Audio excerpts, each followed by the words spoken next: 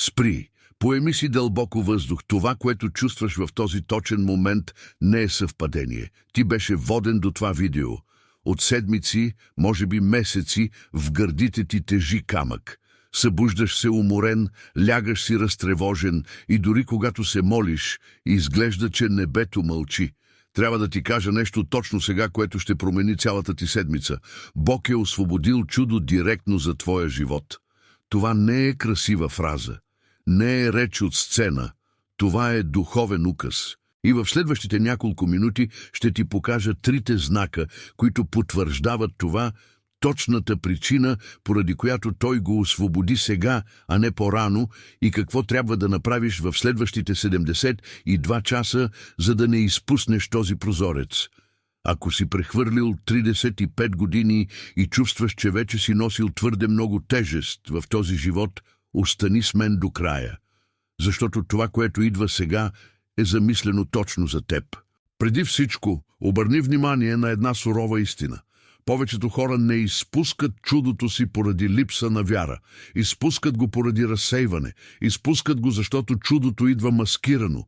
Идва под формата на проблем, под формата на забавяне, под формата на грешния човек, който излиза от живота ти.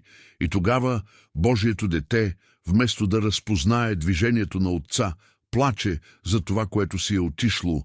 Виждал съм това да се случва с мой чичо, с съседка от моя блок в Люлин, с добри хора, които заслужаваха да получат.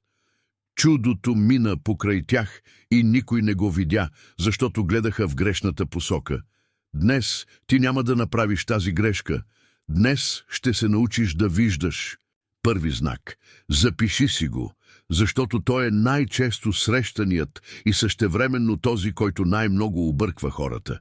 Чувстваш странна умора. Това не е умора от работа, не е умора на тялото.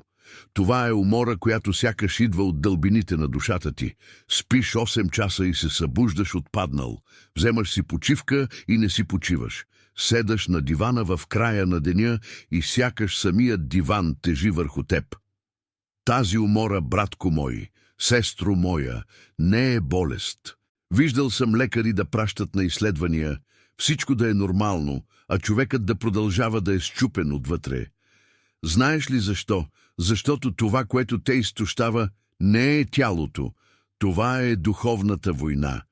Когато Бог освобождава чудо, адът се опитва да забави доставката. Тази умора, която те поваля, не дойде от нищото. Тя е живото доказателство, че ти си избран. Отец не избира силните, той укрепва избраните. И врагът атакува с насилие само този, който има нещо голямо за предаване. Ти усети призива на Отца в живота си отдавна, знаеш го дълбоко в гърдите си, но това, което преживяваш сега, е само видимият слой на една много по-голяма духовна шахматна дъска, където ти си основната мишена. Хората мислят, че се борят с шефа, с съпруга, с липсата на пари, с непокорното дете. Не е така. Борят се с сили, които искат да попречат на чудото да слезе. Ето защо Отец подготви свещената книга за теб, 21 дни на просперитет и единение с Бога. Тази свещена книга не е просто четиво. Тя е точната карта, за да разпознаеш всяко движение на врага в твоята умора, в твоето забавяне, в твоята безсънна нощ и да обърнеш играта за 21 дни. Вътре в нея са трите молитви, които отключват чудото, заседнало на небесната порта. Там е указът, който разчупва старата дума, която те връзва. И там е актът на вяра, който подпечатва доставката пред твоята врата. Линкът е фиксиран в първия коментар на този канал. Трябва да те предупредя за нещо сериозно. Това съдържание се изправя срещу наративи, които традиционната религиозна система не иска да знаеш. Вече се опитаха да свалят този канал повече от веднъж заради това. Така че иди сега, изтегли свещената книга и се върни тук в коментарите, за да напишеш точно тази фраза. Аз съм избран и ще изтегля дигиталната книга. Този акт не е символичен. Това е указ. Това е твоят глас, който казва на небето, че си готов да получиш. Сега, след като реши да действаш, следващата истина, която ще ти кажа, ще бъде финалният удар срещу тази умора, която краде чудото, което вече е твое. Тази умора всъщност е доказателство, че небето движи ресурси, за да ти предаде обещаното. Помисли с мен. Когато поръчаш голяма пратка по интернет, камионът трябва да прекоси пътища, да мине през проверки, да бъде товарен и разтоварван няколко пъти, докато стигне до вратата ти. Ти не усещаш работата на камиона, но камионът е в движение. Твоето тяло усеща духовния транспорт на чудото.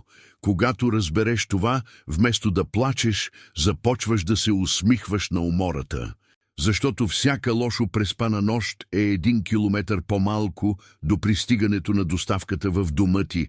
Втори знак. Този е по-фин и затова повечето хора го игнорират. Сънищата ти се промениха. Сънуваш хора, които са починали. Сънуваш стара къща, къщата на баба ти, места от детството ти, които дори не си помнил. Сънуваш вода, змии, стълби, ключове.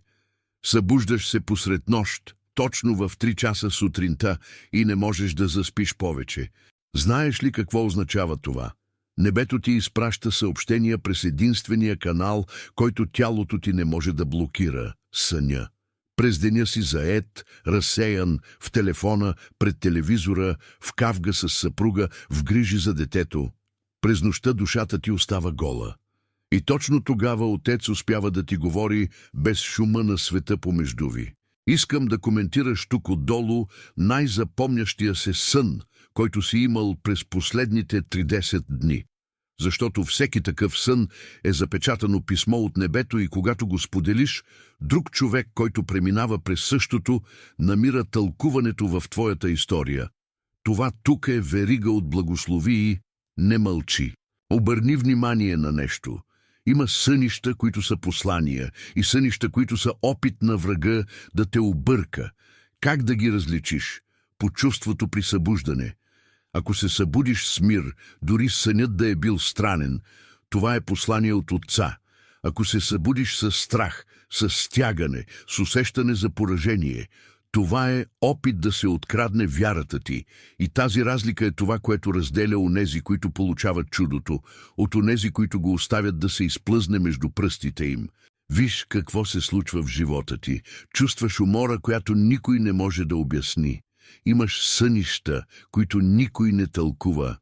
И въпреки това оставаш непоколебим, продължаваш да търсиш, продължаваш да вярваш в Бога, дори когато всички от семейството ти вече са спрели да вярват в теб. Знаеш ли какво доказва това? Че призивът на Отца в живота ти е реален и гори в теб, дори когато целият свят се опитва да те угаси, но трябва да бъда честен с теб. Това, което виждаш днес, е само първият слой на случващото се в духовния план. Под тази умора и тези сънища има цяла подредена шахматна дъска. От едната страна е Отец, който движи фигурите, за да ти предаде чудото. От другата страна са сили, които знаят името ти, знаят историята ти и знаят точно къде си уязвим. Те не атакуват на посоки. Те атакуват стратегически, в правилната точка, в правилния час, с правилната дума, за да те повалят. И точно за това Отец подготви свещената книга за теб. 21 дни на просперитет и единение с Бога. Тази свещена книга не е просто четиво. Тя е военно ръководство с инструкции ден по ден. Тя те учи в първия ден да идентифицираш точно коя е пролуката, която врагът използва срещу теб. На 7-я ден те учи на специфичния пост, който затваря тази пролука. На 14-я ден те учи на указа, който преобръща всичко, което е било откраднато от живота ти през последните 7 години. А на 21-я ден ти предава печата на просперитета, който прави така, че освободеното чудо да се прояви по необратим начин, без да се връща назад, без да се губи по пътя. Линкът е фиксиран в първия коментар на този канал. И виж, ще бъда искрен с теб, този материал беше атакуван многократно. падаха линкове, сваляха съдържание, стигнаха до там да докладват този канал по измислени причини, защото това, което се преподава тук, засяга интересите на много влиятелни хора. Затова достъпът е чрез онзи фиксиран коментар. Изтегли го сега, преди да го свалят отново. И се върни тук и напиши под видеото точно тази фраза: "Аз съм избран и ще изтегля дигиталната книга." Това не е просто текст. Това е указ. Това е твоята уста, която казва на небето, че поемаш жътвата, която ти се полага по право. Сега, след като направи това, следващото разкритие ще ти покаже третия знак. И той е този, който разделя хората, получаващи пълното чудо, от онези, които получават наполовина и плачат до края на живота си за това, което е могло да бъде. Трети знак, и този тук е най-неприятният от всички. Хора се отдалечават от теб. Хора, които са били близо до теб от години, изведнъж изчезнаха. Приятелка вече не те вика на кафе. Роднина, който ти е бил близък, започна да избягва контакт. Изключват те от семейни групи в Viber, без да знаеш точно защо. Някои си тръгват с панаирии, карат се с теб за неща, които дори не са причина. Други си тръгват в тишина, просто изчезват, спират да отговарят. Знам, че боли. Знам, че изглежда като предателство. Знам, че насред всичко това има и скръб по връзките, които си представял, че ще бъдат за цял живот. Но обърни внимание на това, което ще ти кажа сега, защото тази истина може да ти коства цялата жътва, ако не я разбереш. Хората, които излизат от живота ти в този точен момент, не биват отстранявани, защото са лоши, нито защото ти си лош. Те биват отстранявани, защото не се вписват в следващата версия на твоя живот. Чудото, което Отец е освободил, ще те постави на друг духовен етаж. И на този нов етаж има хора, които нямат паспорт да се качат. Ако се качат заедно с теб, биха били унищожени от тежестта на благословията, която слиза в дома ти. Затова Отец в своята милост оттегля тези хора предварително, за да ги защити и за да защити теб. Трябва да спреш да се молиш да остане този, когото небето вече е изпратило да си ходи. Помисли за един практически пример, който всеки българин разбира. Ако имаш една тънка найлонова турбичка от пазара и сложиш в нея 5 кила зрели домати, тя ще се скъса насред улицата. Не са виновни доматите, не е виновна и турбичката. Турбичката просто не е направена да носи такава тежест. Връзките, които излизат от живота ти сега, са тънки торбички. Те не са направени да носят тежестта на новия живот, който слиза към теб. Да приемеш това е болезнено, но освобождаващо. Това е, което те кара да спреш да звъниш по 10 пъти на този, който не вдига, и да започнеш да слушаш как Отец те зове. Има хора, които гледат това видео сега и плачат, защото разпознават всяка дума, която казах. Искам да напишеш в коментарите думата "разбрах" с главни букви, ако си преминал или преминаваш през това. Този прост акт ще освободи верига от молитви от хора, които са в същата лодка като теб, и никое дете на Отца не трябва да преминава през тази фаза само.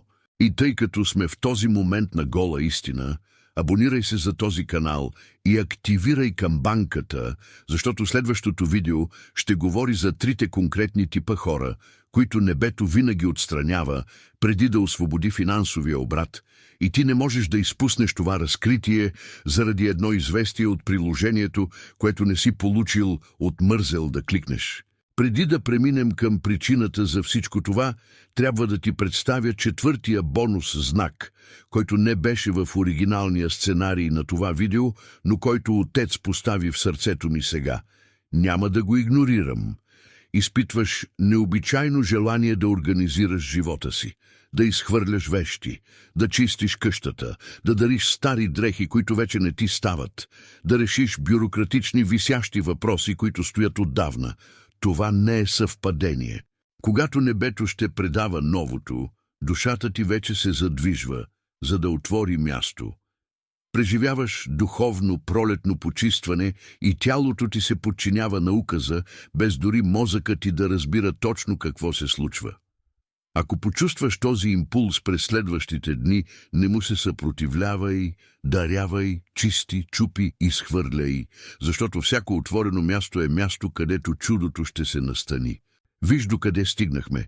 Ти разпозна умората, разпозна сънищата, разпозна отдалечаването на хората и може би си усетил и това тихо желание да изчистиш живота си. Това не са случайни симптоми, това са верижни потвърждения.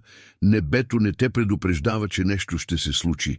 Небето ти показва, че нещо вече е в движение. Но трябва да ти кажа нещо сериозно и затова моля за пълното ти внимание в следващата минута. Има много хора, които разпознават знаците и въпреки това не получават чудото. Защо? Защото не е достатъчно само да знаеш. Трябва да действаш според разкритото. И призивът, който Отец постави в живота ти, изисква отговор от твоя страна. Не утре, не следващата седмица, не когато имаш време. Сега. Този момент, който преживяваш, е само горния слой на шахматната дъска. Отдолу има духовна структура, която те бута към ново място. Ти си основната фигура, но дъската е гигантска и тя има правила, които трябва да познаваш, за да не играеш срещу себе си, без да забелязваш. Ето защо Отец подготви свещената книга за теб. 21 дни на просперитет и единение с Бога. Тази свещена книга не е просто четиво. Тя е точната стратегия за теб, за да преминеш през тази преходна фаза, без да губиш никого, който трябва да остане, и без да задържаш никого, който трябва да си тръгне. Вътре в нея ще се научиш да различаваш чрез 3 прости въпроса кой е партньор по завет и кой е духовна тежест, маскирана като привързаност в живота ти. Ще научиш указа за съзнателно разделение, който защитава сърцето ти, когато небето прави почистване в твоите връзки. Ще научиш молитвата за разширяване, която подготвя духа ти да приеме това, което идва с размерите на океан, докато душата ти все още е с размера на чаша вода. И ще научиш протокола за 3 ъгъла на къщата, който запечатва дома ти срещу кражбата на чудото в нощта преди доставката. Линкът е фиксиран в първия коментар на този канал. Моля те, не го оставяй за по-късно. Това съдържание е преследвано от хора, които не искат децата на Отца да имат директен достъп до разкритието. Вече блокираха линкове в големи социални мрежи, сваляха цели публикации, призоваваха страници, казвайки, че религиозното съдържание тук нарушава не знам си какво на платформата. Тук все още е достъпно, защото този канал устоява с благодата на Отца. Така че кликни върху фиксирания коментар, изтегли свещената книга сега и се върни тук и напиши под това видео точно тази фраза: "Аз съм избран и ще изтегля дигиталната книга." Това не е реклама за никого. Това е сключване на завет с самия себе си. Казваш на самото небе, че приемаш мисията и че си готов за жътвата, която ти се полага. И сега, след като този завет беше сключен, следващата част от видеото ще ти даде частта, която никой не ти казва. Точната причина, поради която Отец освободи това чудо сега, а не по-рано, и какво очаква от теб в следващите 72 часа, за да не се върне доставката обратно. Защо сега? Това е въпросът, който чука в главата ти. Вече си се молил толкова пъти, вече си плакал толкова пъти в тишина в банята, за да не те чуе никой от семейството. Постил си, правил си оброци, търсил си пастор, търсил си свещеник, търсил си от всичко по-малко и небето изглеждаше заключено под 7 ключа. Изведнъж, сега, указът слиза. Защо сега? Ще ти дам 3 причини и искам да се разпознаеш в поне 2 от тях. Първа причина – ти премина теста на мълчанието. Има сезон в живота на всеки избран, в който небето мълчи. Не е защото те е изоставило, а защото те наблюдава много отблизо. Гледа дали обичаш Отца или обичаш подаръка, който Отец може да ти даде. Повечето хора, когато небето замълчи, си тръгват, търсят друг път, търсят пряк път, търсят религия без кръст, търсят лесно чудо, което не изисква промяна. Ти не си тръгна. Дори в мълчанието ти продължи да се молиш. Продължи да ходиш в черквата, дори обезсърчен. Продължи да отделяш десятъка от малкото, което оставаше. Продължи да имаш вяра, когато всички в дома ти вече се бяха отказали от теб и когато ти самият вече се беше отказал отвътре поне 10 пъти. Това е най-трудният тест от всички и ти го премина. Затова указът слезе сега. В книгата на Йов човекът губи всичко наведнъж. Семейство, богатство, здраве, репутация и дори върху купчината пепел с тяло покрито с рани, той заявява: ако и да ме убие той, пак на него ще се уповавам. Небето не забравя такъв вид декларация. Когато отец види син или дъщеря, които стоят твърдо в тъмното, той не само възстановява отнетото, той го удвоява. Библията казва, че Йов получил двойно. Това не беше метафора. Това беше духовния закон за възстановяването в действие. И същия този закон действа сега върху твоя живот, в този точен момент, в който слушаш гласа ми. Втора причина – ти завърши цикъл. Всичко в духа се случва в цикли. 7 дни, 7 месеца, 7 години, 21 дни, 40 дни. Не е нужно да си познавач на Библията, за да разбереш, че небесното време не е същото като времето на часовника. Има неща в живота ти, които са започнали да се градят преди 7 години или преди 21 месеца и ти вече дори не ги помниш добре. Но небето помни.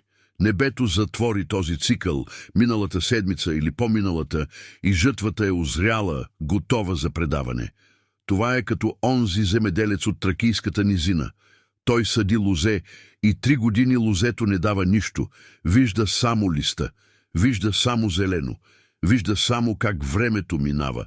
Има години с слана, има години с твърде много дъжд, има години с вредители, но той полива, той наторява, той пази от мравки, пази от добитък. На 4-та година лозето разцъфва и дава първия плод.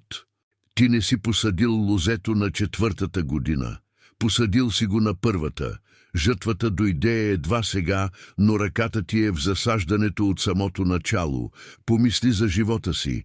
Колко пъти си правил нещо добро и никой не го е видял, колко пъти си постъпвал справедливо и са ти се подигравали за това, колко пъти си помагал на някого и този човек не ти е благодарил, нито те е признал след това. Ти си мислял дълбоко в сърцето си, че си сял в лоша земя. Не си. Сял си в небесна земя, а небето няма лоша земя. Всяко семе хвърлено с вяра пониква. Дори и да отнеме много време, твоята жътва пристига сега, защото цикълът се завърши.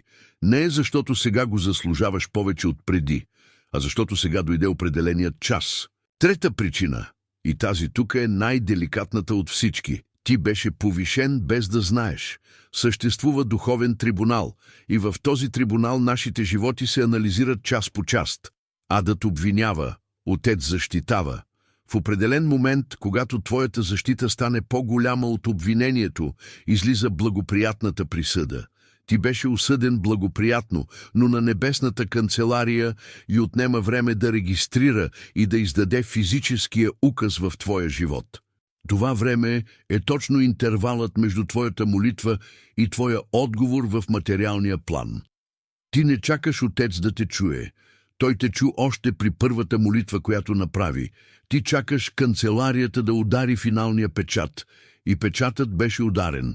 Затова в следващите 72 часа нещата ще започнат да се движат по начин, който ще те уплаши от това колко е бърз. Може да бъде неочаквано обаждане от някой, който е изчезнал от живота ти. Може да бъде финансова новина, която променя седмицата ти. Може да бъде изцеление в тялото ти, което вече дори не си очаквал. Може да бъде помирение с някой, когото вече си бил погребал в сърцето си. Може да бъде врата за работа, за бизнес, за възможност, която се отваря от нищото, в правилния момент, с правилния човек. И ти ще се опиташ да го рационализираш. Ще се опиташ да кажеш, че е било късмет. Ще се опиташ да кажеш, че е било случайност. Не е. Това е указът, слизащ в физическия план. И ти трябва да си готов да приемеш, без да оставяш нищо да падне на земята. Как да бъдеш готов? Тук идва практическата част и искам да си запишеш или да се върнеш на този отказ по-късно, за да го прегледаш. 3 неща, само 3, но те са 3-те неща, които разделят този, който получава, от този, който губи това, което е било негово. Първо нещо. Разчупи старата дума. Трябва да идентифицираш и да се откажеш от негативните думи, които си изричал за себе си през последните месеци. Фрази като «не мога», «не заслужавам», «животът ми никога не се подрежда», «винаги бъркам всичко», «всички в моето семейство са такива», това е семейно проклятие. Всяка от тези фрази е духовен възел, който държи чудото там горе на небесната порта. Ти не получаваш това, което не вярваш, че заслужаваш. Небето не нарушава твоята декларирана воля. Ако си постановил нищожност, небето го уважава. Ако си постановил изобилие, небето се подчинява. Отдели момент още днес, в тишина, в банята, в стаята, в колата и се откажи на глас от всяка лоша дума, която помниш, че си казал за себе си.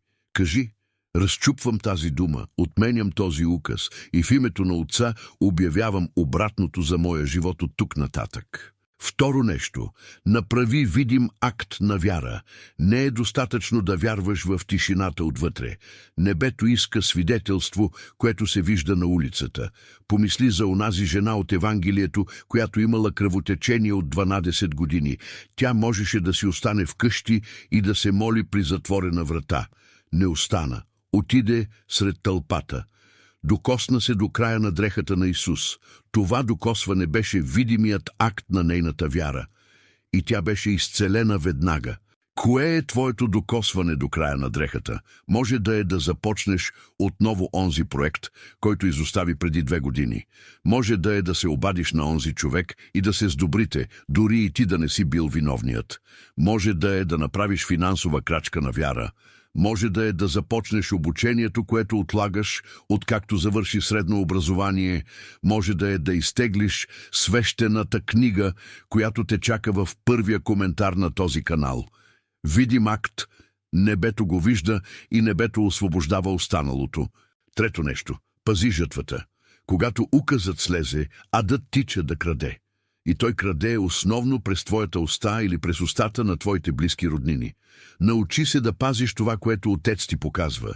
Не разказвай всичко на всеки. Не публикувай чудото в социалните мрежи без покриваща молитва. Не споделяй голямо видение с хора, които нямат голямо видение. Има хора в живота ти, които имат дарбата да попарват проекти само с една дума. Ти казваш, че ще отвориш бизнес, а човекът казва: ама в България това не върви с това правителство сега. Казваш, че ще излезеш от онази лоша връзка, а човекът казва: ама как ще си плащаш сметките сама на твоята възраст? Казваш, че ще учиш отново, ще запишеш университет, а човекът казва: ама наистина ли мислиш, че имаш сили за това сега, с пораснали деца и всичко? Всяка от тези думи е стрела, насочена към твоето чудо. Трябва да го пазиш със стратегическо мълчание и с правилния човек за молитва. Има една истинска история, която искам да ти разкажа сега. Един човек на име Антон от района на Монтана, след 20 години тежък труд и почти никакъв финансов резултат, получил в една ранна утрин видение. В видението той се виждал как отваря малка пекарна в центъра на своя град. Събудил се изпотен, разказал на съпругата си и тя повярвала веднага. Двамата решили да го направят заедно. Но когато разказал на по-големия си брат, братът му се изсмял в лицето. Казал, че пекарните вече не вървят в малките градове, че светът сега е на индустриалните неща, че ще фалира след 3 месеца и още ще затъне в дългове. Антон чул това и сърцето му се свило в гърдите. Върнал се при съпругата си и казал: да изчакаме още малко, да помислим по-добре. Чакал цяла година. През тази година друг човек от същия град, без никакво видение, без сън посред нощ, Отворил пекарна точно на същото място, което Антон бил сънувал. И след 6 месеца тя била пълна, с опашка пред вратата, доставяйки хляб за градското училище и за регионалната болница. Антон разбрал твърде късно, че небето беше предало възможността в неговите ръце. Той имаше указа, но думата на брат му беше по-силна от неговата вяра. Не позволявай това да се случи с теб. Пази жътвата чрез своето мълчание, чрез своята уста и от коментаторите, които живеят в твоето семейство. И тук трябва да бъда много честен с теб. Повечето хора, които гледат това видео, ще излязат от тук и след 1 седмица вече ще са забравили всичко. Ще се върнат към старата рутина, ще се върнат към същите кавги вкъщи, ще се върнат към същите думи на смърт, които постановяват над собственото си име. И чудото ще кацне наблизо, ще чака 3 дни, 7 дни, 21 дни. И когато не намери подготвена почва, за да го приеме, ще се качи обратно на небето. Това не е наказание от Отца. Това е духовният закон за гостоприемството. Небето не се натрапва. Небето предлага и чака отговор. Не искам да бъдеш такъв човек. Не искам след 1 година да гледаш назад и да казваш: имах шанса и го оставих да ми се изплъзне. Искам след 90 дни да записваш видео със свидетелство или да пишеш дълъг коментар тук отдолу, разказвайки какво се е случило, откакто си гледал това видео. Затова ти трябва повече от желание. Трябва ти структура, метод, ежедневна водена молитва, ежедневна твърда декларация, организиран духовен календар. Трябва ти духовна компания, за да преминеш през тези 21 дни, които предстоят, без да се изгубиш по средата на пътя. И точно за това ще ти говоря сега, в най-важното разкритие на цялото това видео. Ти стигна до тук. Това вече казва всичко за теб. 90% от хората щяха да са излезли в първите 3 минути. Но ти остана. Ти пиеше всяка дума като вода в жаден ден. Усети разпознаването да бие в гърдите ти при всеки знак, който описах. Спомни си за умората от миналата седмица, спомни си за съня от неделя сутринта. Спомни си за приятелката, която спря да те търси от нищото преди 3 месеца. Това не е съвпадение. Това е Отец, който ти говори чрез това видео, използвайки моята уста като инструмент. И когато Отец говори, Той очаква твърд отговор в думи и в дела. Болката, която те доведе до тук, е реална. Обяснимата умора е реална. Самотата от разпадащите се връзки е реална. Тихото желание да обърнеш играта в живота си е реално, но трябва да разбереш с цялата възможна яснота, че това, пред което си изправен днес, не е само това, което се появява на повърхността на твоята седмица. Под проблема с парите, под проблема с здравето, под проблема в семейството стои цяла духовна структура, която се движи зад кулисите. Небето запали твоята свещ. Адът се опитва да я угаси със студен полъх. И ти си бойното поле, ти си шахматната дъска, ти си мишената, но ти си и награденият, ако знаеш как да играеш по правилните правила.